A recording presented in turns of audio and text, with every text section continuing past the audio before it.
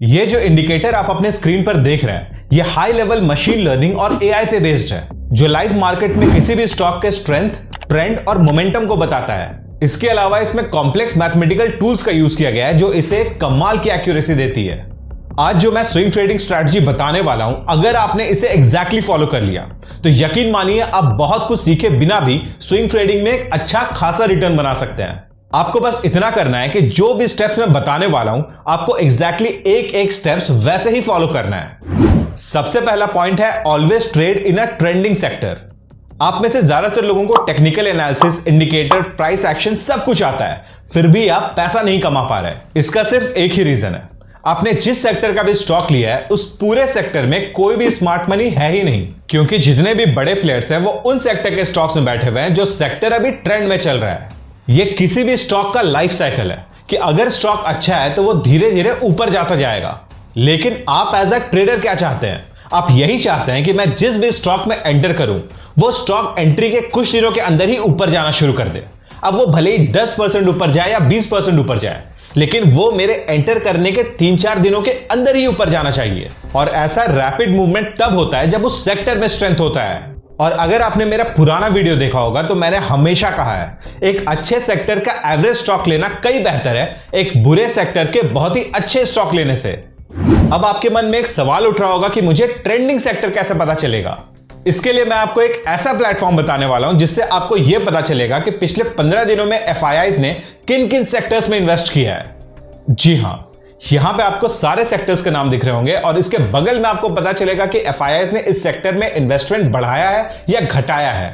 अगला पॉइंट है always trade in high momentum stocks. अब मान लीजिए कि आपने एक ट्रेंडिंग सेक्टर चूज कर लिया, लेकिन आपने उस सेक्टर का ऐसा स्टॉक चूज किया जिसमें मोमेंटम ही नहीं है, आप फिर भी पैसा नहीं कमा पाएंगे। और अगर एक स्टॉक में मोमेंटम नहीं है तो उस स्टॉक में कुछ भी नहीं है। आज मैं आपको एक स्क्रीनर देने वाला हूं जिसका यूज करके आपको वैसे स्टॉक्स मिलेंगे जो अपने हाई मोमेंटम फेज में चल रहे हैं। अब इस स्क्रीनर को डाउनलोड करना बहुत सिंपल है। आपको इस वीडियो के डिस्क्रिप्शन में मेरे टेलीग्राम चैनल का लिंक मिलेगा। उस टेलीग्राम में जाने के बाद आपको वहां पे उस स्क्रीनर अपलोड मिलेगा। अब आते हैं इस वीडियो के सबसे इंपॉर्टेंट पार्ट पे, जहां मैं आपको बताने वाला हूं अपना सीक्रेट इंडिकेटर। इस इंडिकेटर का नाम है जी स्कोर प्रोबेबिलिटी इंडिकेटर।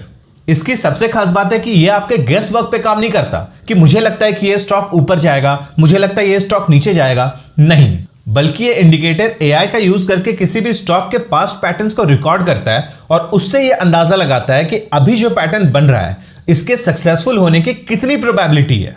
सबसे पहले मैं आपको बताता हूं कि इस इंडिकेटर को ट्रेडिंग व्यू में अप्लाई कैसे करना है और इसके सेटिंग्स में क्या क्या चेंजेस करनी होगी। इसके लिए सबसे पहले आपको इंडिकेटर्स टैब में जाना होगा और यहां पे आपको लिखना होगा Z स्पेस देके स्कोर और बगल में आपको लिखना है प्रोबेबिलिटी। देखिए इतना लिखते ही आपको यहां पे Z स्कोर प्रोबेबिलिटी इंडिकेटर दिखेगा। यहां पे आप देख सकते हैं कि इसे 1387 लोगों ने डाउनलोड किया है। इसका मतलब है कि इस इंडिकेटर्स के डाउनलोड काफी ज्यादा है। यहां पे आप देख सकते हैं कि चार्ट में आपका इंडिकेटर अप्लाई हो चुका है। अब हमें इस इंडिकेटर के 2-3 सेटिंग्स को चेंज करना होगा। इसके लिए यहां पे हम इसके सेटिंग्स में जाते हैं और यहां पे आप देख रहे हैं स्टाइल टैब खुला है। स्टाइल में हमें सबसे नीचे जाना है और ये देखिए आखिरी 4 पॉइंट्स जो आपको दिख रहे हैं, labels, tables, label on price scales और वैल्यूज इन स्टेटस लाइन, इसे हमें अनटिक करना होगा। तो देखिए हम इन चारों को अनटिक कर देते हैं। इसके बाद हम इनपुट पर जाते हैं और यहां पे आप देख सकते हैं लुक बैक लेंथ लिखा हुआ है। यहां पे इसके बगल में 75 है, यानी ये इंडिकेटर कितने कैंडल्स को पीछे देखेगा कोई भी कंक्लूजन निकालने के लिए। अब समझिए बात को, अभी से लेकर 75 कैंडल्स पीछे तक ही ये इंडिकेटर देखेगा और वहीं से कंक्लूजन निकालेगा। तो आप समझ रहे हैं कि सिर्फ 75 कैंडल्स पीछे देखकर स्विंग ट्रेडिंग में कंक्लूजन निकालना ये एक्यूरेट बिल्कुल नहीं है। तो इसके लिए हमें कम से कम 200 कैंडल्स पीछे देखना होगा, यानी इसके लुक बैक लेंथ को हमें 200 करना है। और यहां पे आप देख सकते हैं एसएमए लेंथ, इसे भी हमें 200 करना होगा। तो यहां पे हमारी सभी सेटिंग्स अप्लाई हो चुकी है। अब मैं आपको बताता हूं कि ये इंडिकेटर काम कैसे करता है। यहां पे आपको कुछ कलर्स और बगल में डिजिट्स दिख रहे होंगे। मैं आपको बताता हूं कि ये क्या है। यहां पे सबसे पहले ये जो डॉटेड लाइन दिख रहा है ये 0 है, यानी कि ये सेंटर है। इसके थोड़ा सा ऊपर जाते हैं तो एक लाइन और स्टार्ट होता है जो 1 है। इसके ऊपर हमें 2 दिख रहा है और सबसे ऊपर 3 है। उसी तरह अगर आप नीचे आएंगे तो 0 के बाद -1 का लाइन स्टार्ट हो रहा है, फिर -2 और आखिर में -3। देखिए जब तक ये हिस्टोग्राम 0 और 1 यानी कि ये ब्लू वाले लाइन के बीच में है, इसका मतलब है कि ये स्टॉक साइडवेज चलेगा। और जैसे ही ये इस येलो जोन में पहुंचता है यानी 1 और 2 के बीच में, उस स्टॉक में स्ट्रेंथ आना शुरू हो जाता है। मैं आपको अंबर इंटरप्राइजेस के एग्जांपल से समझाता हूं। ये देखिए, ये मैंने अंबर इंटरप्राइजेस का चार्ट खोला। यहां पे आप देख सकते हैं कि ये स्टॉक जैसे ही यानी ये हिस्टोग्राम जैसे ही 1 के ऊपर गया, यहां पे आप देख सकते हैं ये हिस्टोग्राम 1.67 के आसपास है। यहां पे आप देखिए स्टॉक में स्ट्रेंथ आना शुरू हो गया और इसके बाद ये स्टॉक जैसे ही 2 के ऊपर जाता है यानी इस पिंक लाइन में, इसका मतलब है कि ये स्टॉक अपने पूरे मोमेंटम में आ गया है। तो यहां पे आप देख सकते हैं कि जब तक इस स्टॉक का हिस्टोग्राम 0 और 1 के बीच में था तो ये स्टॉक एक साइडवेज मूवमेंट में चल रहा था, और जैसे ही इसका हिस्टोग्राम 1 को पार करता है यानी इस येलो जोन में आता है, आप देख सकते हैं धीरे धीरे स्टॉक में स्ट्रेंथ आना शुरू हो गया। और एक टाइम के बाद जब ये हिस्टोग्राम 2 को पार कर जाता है तो स्टॉक में वाकई एक स्ट्रेंथ आ जाता है, और यहां पे आप देख सकते हैं कि स्टॉक ने एक ब्रेकआउट भी दे दिया है।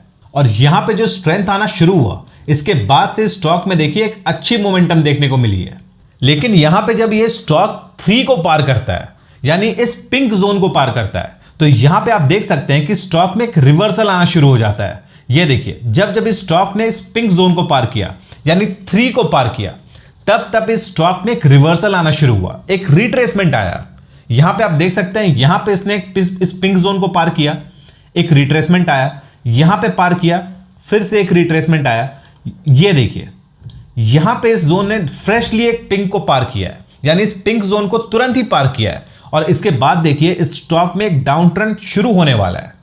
ये डाउन टर्न आप देख सकते हैं कि एक बड़ा रेड कैंडल से स्टार्ट हो रहा है। फिर हो सकता है कि स्टॉक कुछ दिन सेटल करे और उसके बाद फिर से ऊपर चला जाए, कुछ भी हो सकता है। लेकिन यहां पे आपको डिजिट्स और उसके मायने समझ में आ गए कि अगर 0 से 1 तक है तो साइडवेज रहेगा, 1 से 2 तक आएगा तो इसका मतलब स्टॉक स्ट्रेंथ गेन करना शुरू करेगा, और जैसे ही 2 को पार कर देता है स्टॉक में एक बड़ा रैली स्टार्ट हो जाता है। तो चलिए अब मैं बताता हूं कि आपको इस स्ट्रैटेजी को यूज कैसे करना है। इस स्ट्रैटेजी में कुल 3 स्टेप्स हैं। सबसे पहला स्टेप है कि हमें स्ट्रॉन्ग सेक्टर्स को ढूंढना है, उन सेक्टर्स को जिसमें पिछले कुछ वक्त से एफआईआईज इन्वेस्ट कर रही है, और यह स्टेप पूरे स्ट्रैटेजी का सबसे इंपॉर्टेंट स्टेप है। इसके लिए हमें सबसे पहले एक ऐप डाउनलोड करना पड़ेगा जिसका नाम है स्टॉक एज। स्टॉक एज को आप गूगल प्ले स्टोर या फिर एप्पल स्टोर से भी डाउनलोड कर सकते हैं। स्टॉक एज के ऐप को डाउनलोड करने के बाद आपको यहां पे एक इंटरफेस खुल के दिखेगा, जहां पे आपको एफआईआई कैश यानी कि एफआईआई ने कितनी सेलिंग की या कितनी बाइंग की वो खुल कर आ रहा है।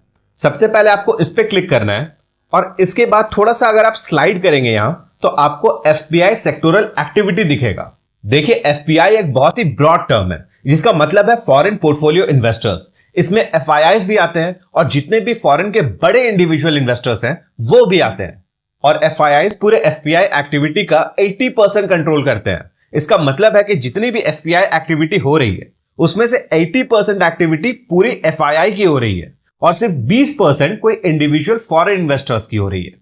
यह डेटा हर 15 दिन में अपडेट होता है, इसीलिए आपको लास्ट डेटा 15 दिसंबर 2024 का दिख रहा होगा, और यह पूरा डेटा एनएसडीएल की वेबसाइट से लिया गया है। यानी एनएसडीएल के वेबसाइट में जब यह डेटा अपलोड होता है तो उसी वक्त यहां पे भी अपडेट हो जाता है। और जैसा मैंने बताया कि यह डेटा हर 15 दिन में अपडेट होता है, यानी 1 से 15 तारीख तक का डेटा मिलेगा, फिर 15 से 30 तारीख तक का डेटा मिलेगा। और एक बात ध्यान रखिए कि 1 से 15 तारीख तक का डेटा आपको 16 तारीख को नहीं मिलेगा, बल्कि 20 तारीख को मिलेगा। अपने पिछले वीडियो में मैंने आपको एक स्ट्रैटेजी बताया था जहां मैंने आपको इस डेटा को एनएसडीएल की वेबसाइट से लेकर एक एक्सेल शीट में बनाना सिखाया था, और वो वीडियो मेरा one of the highest viewed videos है। और उस वीडियो में मैंने जो स्ट्रैटेजी बताया था लोगों को वाकई बहुत काम आया है। तो अगर आपको ये वीडियो देखना है तो मैं आई बटन पे इस वीडियो का लिंक दे दूंगा। यहां पे आप देख सकते हैं वो सभी सेक्टर्स जिसमें एफआईआईज ने पिछले 15 दिनों में सबसे ज्यादा इन्वेस्टमेंट किया है। सबसे पहला सेक्टर है फाइनेंशियल सर्विसेज। देखिए पिछले 15 दिन के मुकाबले इस 15 दिन में फाइनेंशियल सेक्टर में इन्वेस्टमेंट कम हुई है। तो जिस सेक्टर में एफआईआईज का इन्वेस्टमेंट कम हुआ है उस सेक्टर में स्विंग ट्रेडिंग करने का कोई मतलब नहीं बनता। अगला सेक्टर है आईटी सेक्टर। यहां पे आप देख सकते हैं कि एफआईआईज ने अपने इन्वेस्टमेंट को बहुत ज्यादा बढ़ाया है। पिछले 15 दिनों में जहां एफआईआईज ने सिर्फ 2400 करोड़ इन्वेस्ट किया था, वहीं इस 15 दिन में एफआईआईज ने लगभग 6700 करोड़ से भी ज्यादा इन्वेस्ट किया है। इसका मतलब है कि सॉफ्टवेयर स्विंग ट्रेडिंग के लिहाज से बहुत ही अच्छा सेक्टर साबित हो रहा है। मेरे पिछले वीडियो में कई लोगों ने कमेंट किया था कि पिछले 15 दिन का सेक्टर्स देखकर क्या फायदा, क्या गारंटी है कि एफआईआईज इस बार भी उन्हीं सेक्टर्स में इन्वेस्ट करेगी। तो देखिए बात को समझिए, एफआईआईज या कोई भी बड़े प्लेयर्स हैं वो हमारी तरह 10-15 दिन के लिए इन्वेस्ट नहीं करते। वो कम से कम किसी सेक्टर में 2 से 3 महीने के लिए इन्वेस्ट करते हैं। आपने देखा होगा पिछले साल रेलवे में, डिफेंस में, एरोस्पेस में, इन सभी सेक्टर्स में बहुत बड़ी रैली आई थी। तो क्या यह रैली सिर्फ 10-15 दिन के लिए थी? ऑब्वियसली नहीं, वो ये रैली तो 6 महीने तक चली थी। तो आप समझ सकते हैं कि जब भी किसी सेक्टर में रैली आती है तो वो कम से कम 2 महीने के लिए आती ही है। वो इसलिए क्योंकि एफआईआईज का कैपिटल इतना बड़ा होता है कि 10-15 दिन तो उन्हें एंट्री करने में ही लग जाएगा। अब अगर उन्हें 1000 करोड़ का माल खरीदना है तो क्या उन्हें एक दिन में 1000 करोड़ का सेलर मिल जाएगा? ऑब्वियसली नहीं। ये पूरे प्रोसेस को कंप्लीट होने में, ये जो बाइंग प्रोसेस है, इस प्रोसेस को कंप्लीट होने में कम से कम 8 से 10 दिन का टाइम लग ही जाता है। और जब तक वो अपने उस रिटर्न को रियलाइज कर पाते हैं उसमें आराम से 1.5 से 2 महीने लग जाता है। अगला सेक्टर है रियल्टी। यहां पे आप देख सकते हैं पिछले 15 दिनों में रियल्टी में 1300 करोड़ का इन्वेस्टमेंट हुआ था, लेकिन इन 15 दिन में उसी सेक्टर में 4700 करोड़ के लगभग का इन्वेस्टमेंट हुआ है। तो यह भी हमारे स्विंग ट्रेडिंग के लिए एक बहुत ही अच्छा सेक्टर है। इसके बाद एक जबरदस्त सेक्टर आता है कंज्यूमर सर्विसेज। यहां पे आप देख सकते हैं पिछले 15 दिन में कंज्यूमर सर्विसेज में सिर्फ 471 करोड़ का इन्वेस्टमेंट हुआ था, लेकिन इस 15 दिन में उसी सेक्टर में 2700 करोड़ का इन्वेस्टमेंट हुआ है। तो अगर आप इन्वेस्टमेंट का परसेंटेज इंक्रीज निकालेंगे तो यह लगभग 400% से ज्यादा का इंक्रीज है। तो इस सेक्टर को भी हम इग्नोर नहीं कर सकते। तो यहां पे आपके पास 3 सेक्टर आ गया, आईटी, रियल्टी और कंज्यूमर सर्विसेज। अब आपको समझ आ गया कि आपको इन्हीं 3 सेक्टर्स के स्टॉक्स में स्विंग ट्रेडिंग करना है, इसके अलावा किसी सेक्टर पे ध्यान नहीं देना। यहां पहले ही स्टेप में आपका 80% काम कंप्लीट हो गया। आपको समझ आ गया कि किन सेक्टर्स में इन्वेस्ट करना है और किन सेक्टर्स से अभी दूर रहना है। हाँ, इसके अलावा कुछ सेक्टर्स हैं जिनमें इन्वेस्टमेंट बढ़ी है, आप उसको देख सकते हैं, लेकिन मोटा मोटा आपको समझ आ गया कि मेजरली आपको 3 ही सेक्टर्स में इन्वेस्ट करना है, आईटी, रियल्टी और कंज्यूमर सर्विसेज। अब सबसे बड़ा सवाल उठता है कि मैं अपने स्विंग ट्रेडिंग स्ट्रैटेजी में स्टॉक्स को सिलेक्ट कैसे करता हूं। मुझे कई बार ये कमेंट्स आते हैं कि आपके स्टॉक लेने के कुछ ही दिनों के बाद वो स्टॉक ऊपर चला जाता है, आखिर इसका रीजन क्या है? जैसे पिछले वीडियो में मैंने कैप्लिन पॉइंट की बात की थी, जहां मैंने आपको बताया था कि स्टॉक के ऊपर जाने का काफी ज्यादा चांसेस है, और उसके कुछ ही दिनों के अंदर कैप्लिन पॉइंट 8% ऊपर चला गया। मैंने आपको कई बार बताया कि मैं स्विंग ट्रेडिंग के लिए हमेशा स्टॉक एज का यूज करता हूं। इस ऐप में आपको कई सारे फीचर्स मिलेंगे, जैसे volume gainers, volume shockers, breakout stocks, high delivery stocks, लेकिन इन सब में से मेरा फेवरेट फीचर है प्री बिल्ट ट्रेडिंग स्ट्रैटेजीज। देखिए, ऐसा कई बार होता है कि आप कंफ्यूज होते हैं कि मैं कौन सी स्ट्रैटेजी यूज करूं। कई बार ऐसा होता है कि आप कुछ स्ट्रैटेजी यूज कर रहे हैं और कुछ दिनों के बाद वो स्ट्रैटेजी काम करना बंद कर देती है, और ये फीचर आपकी यही टेंशन सॉल्व करने वाला है। इसमें आपको इंट्राडे, स्विंग ट्रेडिंग और पोजिशनल ट्रेडिंग के लिए अलग अलग स्ट्रैटेजीज मिल जाएंगी, और यह भी पता चल जाएगा कि उस स्ट्रैटेजी में अभी कौन से स्टॉक्स फिट बैठ रहे हैं। और इनकी हर एक स्ट्रैटेजी 5000 से ज्यादा बार बैक टेस्ट की गई है। अभी करेंटली इनका क्रिसमस और न्यू ईयर ऑफर चल रहा है, जहां इनके प्रीमियम, प्रो और क्लब प्लान्स में हेवी डिस्काउंट्स मिल रहे हैं। तो अगर आप हमारा कूपन कोड जिंगल यूज करते हैं तो आपको इनके सारे प्लान्स में 50% का डिस्काउंट मिलेगा। एग्जाम्पल के तौर पे अभी इनका एनुअल प्रीमियम प्लान 2989 का चल रहा है, लेकिन अगर आप ये कूपन कोड यूज करते हैं तो यही प्लान आपको 1489 में मिलेगा। यानी एक महीने में ये प्लान आपको 125 रुपए से भी कम पड़ा। और ये प्री बिल्ट ट्रेडिंग स्ट्रैटेजी का फीचर भी इसी प्लान के साथ आता है। तो अगर आपको इसका कोई भी प्लान खरीदना है तो डिस्क्रिप्शन सेक्शन में आपको इसका लिंक मिल जाएगा, और 50% डिस्काउंट के लिए कूपन कोड जिंगल यूज करना बिल्कुल मत भूलिएगा। दूसरा स्टेप है कि हमने जो सेक्टर्स चूज किया है उन सेक्टर्स के हाई मोमेंटम स्टॉक को सिलेक्ट करना। इसके लिए मैं यहां पे एक स्क्रीनर का यूज करने वाला हूं, और इस स्क्रीनर का लिंक मैंने अपने टेलीग्राम चैनल पर डाल दिया है, और मेरे टेलीग्राम चैनल का लिंक आपको इस वीडियो के डिस्क्रिप्शन सेक्शन में मिल जाएगा। आप यहां पे देख सकते हैं कि इन सभी कंडीशंस का यूज करके मैंने इस स्क्रीनर को डिजाइन किया है, और इस स्क्रीनर के अकॉर्डिंग सारे स्टॉक्स आपको देखने को मिलेंगे। लेकिन हमें चाहिए बैक टेस्टेड स्टॉक्स। तो बैक टेस्टेड स्टॉक्स हमें नीचे यहां पे डाउनलोड सीएसवी, ये जो बैक टेस्ट हिस्ट्री दिख रहा है, यहां पे इसके डाउनलोड सीएसवी में के ऑप्शन में दिखेगा। तो यहां पे हम इसके सीएसवी यानी कि एक्सेल को डाउनलोड कर लेते हैं, और ये देखिए यहां पे हमारे पास डाउनलोड किया हुआ डेटा आ गया है। यहां पे आपको डेट मिल जाएगा, उस स्टॉक का सिंबल मिल जाएगा, उसका मार्केट कैप कितना है, लार्ज कैप है, स्मॉल कैप है, और उसका कौन सा सेक्टर है। ये सबसे इंपॉर्टेंट है हमारे लिए। मैंने आपको थोड़ी देर पहले ही बताया था कि ये जो एफआईआई का डेटा है ये हर 15 दिन में अपडेट होता है, और 1 से 15 तारीख तक का डेटा हमें 20 तारीख के शाम में मिल जाएगा और 15 से 30 तारीख तक का डेटा अगले महीने के 5 तारीख के शाम में मिल जाएगा। तो अगर हमारे पास 20 तारीख के शाम को ये डेटा आता है तो हमें 20 तारीख से शुरू करना है। यहां पे मई का महीना चल रहा है, चलिए हम नीचे चलते हैं और यहां पे हमें देखना है 20 दिसंबर। ये देखिए, ये हमारे पास 20 तारीख का डेटा आ गया है। हमने एफआईआई डेटा के अकॉर्डिंग 3 सेक्टर्स चूज किए थे, आईटी, रियल्टी और कंज्यूमर सर्विसेज। तो अब हम देखते हैं कि क्या हमें इन तीनों में से किसी सेक्टर का स्टॉक देखने को मिल रहा है। अगर हम नीचे जाएं तो आप देख सकते हैं, ये देखिए, ये हमें मान इंफ्रा कंस्ट्रक्शन का स्टॉक देखने को मिल रहा है और ये रियल्टी सेक्टर का है। तो चलिए अब हम इसके चार्ट को देखते हैं।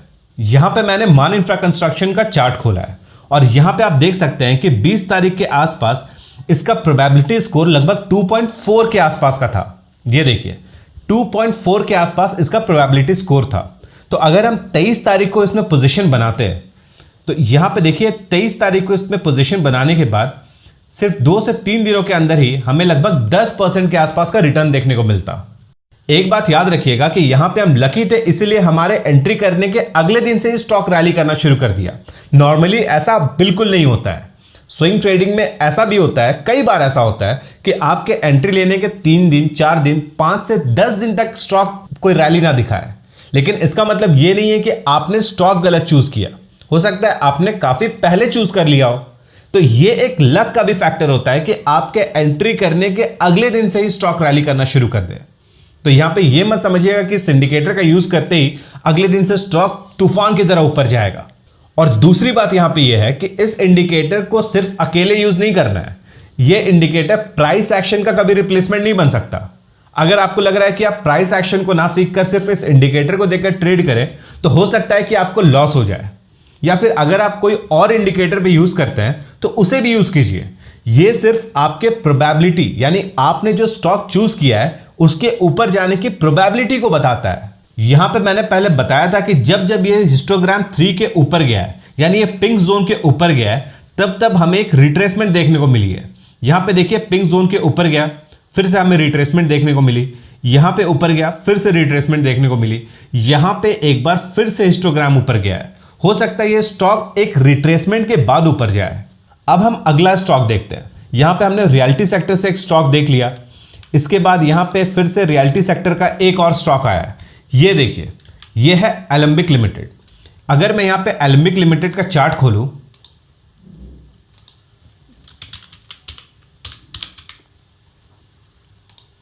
ये मैंने यहां पे एलेंबिक लिमिटेड का चार्ट खोला और ये देखिए हमने यहां पे 23 तारीख को अगर एंट्री लिया, उसके बाद से स्टॉक नीचे जाना शुरू कर दिया और हमारा एसएल हिट हो गया। यही तो मैं बताना चाह रहा हूं कि ये प्रोबेबिलिटी इंडिकेटर कभी भी प्राइस एक्शन का रिप्लेसमेंट नहीं बन सकता। आप सोचोगे कि मैं इस इंडिकेटर को यूज करके सक्सेसफुली ट्रेड कर लूं, ऐसा नहीं हो सकता। यहां पे आप देखिए प्राइस एक्शन वाइज ये स्टॉक पहले से ही वीक था। यहां पे ऊपर जाने के बाद एक डिस्ट्रीब्यूशन फेज आया, उसके बाद से ये स्टॉक लगातार लोअर हाई लोअर लो बना रहा है। ये देखिए लोअर लो लोअर हाई, और इसके बाद थोड़ा सा ऊपर गया और फिर से नीचे आना शुरू हो गया। अब भले ही इस इंडिकेटर में ये वन के जोन को क्रॉस कर दे, क्या फर्क पड़ता है। यहां पे प्राइस एक्शन वाइज ये स्टॉक वीक है, इसीलिए मैं बाकी लोगों की तरह नहीं कि सिर्फ अच्छे अच्छे स्टॉक्स आपको दिखा दूं और बोलूं कि भाई इस इंडिकेटर का यूज करो, 100% प्रोबेबिलिटी है। ऐसा कभी नहीं होता ट्रेडिंग में। मैंने जानबूझ के उस स्टॉक को दिखाया जहां ये इंडिकेटर का यूज करने के बाद भी वो स्टॉक नीचे चला गया, ताकि आपको रियलिटी चेक मिले। तो अगेन आपको याद रखना है कि अगर आपको थोड़ा बहुत भी प्राइस एक्शन आता है तो ये इंडिकेटर आपके बहुत ज्यादा काम आएगा। तो चलिए अब हम दूसरे स्टॉक को देखते हैं। ये देखिए, यहां से हम नीचे गए और यहां पे देखिए आईटी सेक्टर का हमें एक स्टॉक देखने को मिला, देव आईटी। अब मुझे पता नहीं कौन सा स्टॉक है, तो चलिए अब हम इसे देखते हैं। ये देखिए, यहां पे मैंने देव आईटी का चार्ट खोला है। 20 तारीख को ये स्टॉक हमारे स्क्रीनर पे ट्रिगर हुआ था। इसका मतलब है कि हो ना हो एंट्री 23 को ही बनती है। तो अगर हम यहां पे 23 तारीख को देखें तो यहां पे देखिए प्रोबेबिलिटी इंडिकेटर हमें 1.65 बता रहा है, और मैंने आपको बताया था कि 1 के बाद स्ट्रेंथ आना शुरू हो जाता है। 0 से 1 तक साइडवेज रहेगा, 1 से 2 तक स्ट्रेंथ आना शुरू हो जाएगा। इसका मतलब है कि यहां पे स्ट्रेंथ आना शुरू हो गया है। यहां पे देखिए 23 तारीख को, तो अगर हम यहां पर एंट्री लेते भी तो कुछ ही दिनों के अंदर आप देख सकते हैं हमें 2 से 3 दिनों के अंदर 12% का रिटर्न देखने को मिला है। अब आखिरी बार मैं आपको बता दूं कि कोई भी स्ट्रैटेजी 100% काम कभी नहीं करेगा। पर्सनली मैंने जब इसे यूज किया तो 10 में से 7 या 8 बार ये स्ट्रैटेजी हमेशा काम किया है। प्राइस एक्शन और दूसरे किसी इंडिकेटर का अगर आप यूज करते हैं तो उसका अच्छे से यूज करना आपकी जिम्मेदारी है। अगर आपने इस वीडियो को यहां तक देखा है, इसका मतलब है कि आपको स्विंग ट्रेडिंग में वाकई इंटरेस्ट है। तो अगर आपको स्विंग ट्रेडिंग सीखना है तो सजेशन में आ रहे इस वीडियो पर क्लिक कीजिए।